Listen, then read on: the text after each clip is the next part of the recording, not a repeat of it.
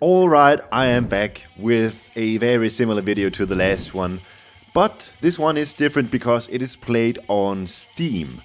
It is the extended edition, so it's 1 versus 2 Titans on the extended edition, on the Steam edition, where I gotta credit Alexis Belfer for a comment where Alexis Belfer, probably male, could be a female too, I'm sorry, but Alexis Belfer says, most people are playing on Steam with AOM Extended Edition, where the AI is a bit harder, and it even follows your military units production to build counters. Try it there, and only then will we validate your achievement, sir. So, I read this comment and I thought, good idea, I dislike playing on Steam because of the lag, but when you play versus the AI, the lag is actually not at all bad, so I like this challenge, and I gotta say, the AI on Steam actually is better than it is on Woobly.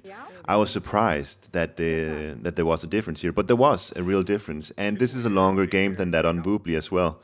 And a lot of that comes down to the AI being stronger than it is on Woobly. One thing I noticed in particular was that Termas would target throwing axemen as they're supposed to, and catapulties would target raiding cavalry. I like of all the things, of all the differences, I think that was the most noticeable actually. And also, I gotta say, I played this on stream, by the way, and I did attempt once before this game where I failed, and so this is my second attempt where I do this, and yeah, like on Woobly I had no problem doing it 1 versus 2 Titans, but here I actually failed the first attempt and I had to do a second try. So I find a forward gold mine here, which is great, and also I can build my temple in between the two players, so I don't have to do some awkward workaround where I place my temple on the right side here, for example, and I would have to walk all the way from my forward base over to the opponent's, where it would take a real long while. So this is a pretty good map for me, I guess, doing the 1 versus 2 Titans challenge. I did notice when you play on Steam, you can easily, very, very easily, get the citizens to target your Ulfsark. All you gotta do is whack at it, and those citizens will really chase your Ulfsark around, even if it's archaic age. But I'm not gonna abuse that. I think that's really silly to do stuff like that when you're doing a challenge like this. That's like, you wanna abuse the AI, sure, but something like that, where I can basically make the whole Atlantean economy stand still because the citizens are chasing my Ulfsark around. I don't want to do something like that. So, no abuse. This is just a straight 1 versus 2 Titans. I am Loki, my opponents are Gaia and Uranus.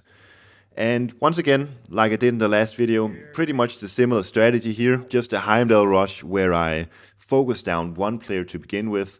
I deny gold from one player so that they cannot make an army. This is the most effective way to abuse the AI, is to not allow the gathering raid to be effective. So that's what I'm doing. And also, I send my Ulfsark back to my base here. He's going to build houses, and he's going to wall chip my towers.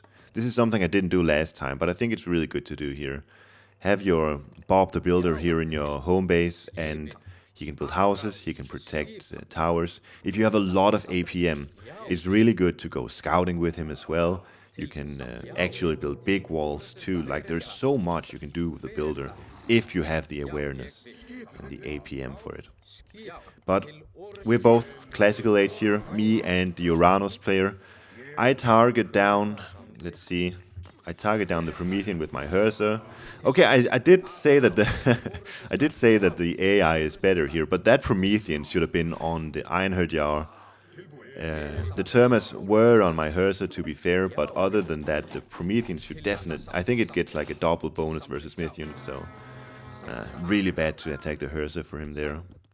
And you see, I can easily pick off the Termas here as well, so even though I say the AI is better here, it's still very, very far from optimal. But you see what I'm doing here. I have total vision over this gold mine because of Spy, and I just continually deny him from mining on this gold mine. And since he's not getting any gold in Age of Mythology, if you don't have gold, you don't have military units. Doesn't matter if you have the busted AI 100% bonus. So really nice with a temple that I can whack at and a tower, giving me some myth unit spawns, giving me some favor. And I want to accumulate a lot of favor because right now I'm just auto-queuing dwarfs onto my gold mine, and I want to produce not hearses, Einherjars. I want to produce all the Einherjars in the world. So right now, what do I have? 26 favor. I want like 100. And I want a booming gold economy just so I can spam out these Einherjars. They're so strong. And I just want as many out of them as possible. And this is something the AI, like, it's weird to me that you cannot program the AI to have an Alt-S function, where you cannot disrupt the citizens from mining that gold mine without walking. It's really weird to me that you can't do that. And what else about the AI? Oh yeah, the building placement is really weird too. Like there's so much place, especially when you're Atlantean. Why would the AI build buildings forward like this? Like I think this is stuff like this. I think you can actually program your way around, and I think it would be interesting to see an AI that is better than this. Actually, Lundberg, he's a streamer on Twitch. He mentioned to me, and he plays the extended edition. He mentioned to me that there is a mod that makes even better AI than this. So the Boobly AI was not that great. This one is slightly better. And Lundberg said that there was a mod that would make the AI a bit smarter. So maybe that's my next challenge. See if I can do 1v2 versus the really good AI. But yeah, and this is interesting too, actually, what happened here. Like, red player, he took down my temple, and he says, I will withdraw. We shall resume our battle later. Like, this is... and then green does this. Green player just says, he's just going all in on getting the gold here. This is so weird. Why does the AI do this? It's because, well, basically it's because I guess the AI has recognized it is not getting any gold at all this game. The last resort for green player to do anything here would be to go for this gold mine. So he just goes for a villager rush. Really weird. But I do a little trick here where I let my Einherjars tank the town center, and only afterwards I send the rest of my units, because the Einherjars have a lot of pierce armor. I don't want my hearses to be tanking town center damage when I can make my Einherjars do it. Right now, I know that I've pretty much won over green, so I start walling up my own base, looking to maybe get the tower upgrade too. And I notice that red is attacking me once again, so I'm just eating it up right now and trying to maybe rebuild some barracks. And once this town center is finished, I can go back to defend from these guys. This is just pure Murmillo and Catapultes with, 3 Termas in the back. Interesting unit comp here by red player. And this is a pretty clutch fight, but I've got all these myth units, so it's pretty easy for me to win that fight, actually. I don't even have to micro all that much. The Einherjars and the troll in the back, plus the myth unit spawns that I just get inherently, it makes me win this fight. And yeah, as of this point, it is almost like, I think it's not going to take very long and green is just going to surrender. But at this point, it is basically a 1v1. What are we, 9 minutes into the game? And I have a really stable economy. I haven't been disrupted at all. The red has chosen to send his army to help out his friend, and it has just been utterly futile. Right now, I just want to kill the last citizens that green has, so that he asks for a surrender. This is something that's nice on Steam, is that the AI will actually ask for a surrender. When you play on Boobly, they don't, because you have to do it through the LAN setting. But you see red, he's just spamming a bunch of units at me.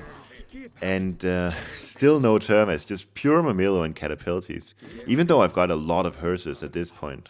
So I still don't think the unit comp is quite right, if you're asking me about the unit choice that the AI is making here. Green finally deciding that he's had enough. No gold for most of this game, so all the citizens dead, Townsend is dead, he doesn't want to be there anymore. Red trying to make some heroes here, and it's just not enough. So I've taken down green, and I've defended this push that red made. I don't want to be in green space anymore. It doesn't make any sense. He's already surrendered. So I try to put my army over to the side of red, and I want to maybe make a forward base there as well.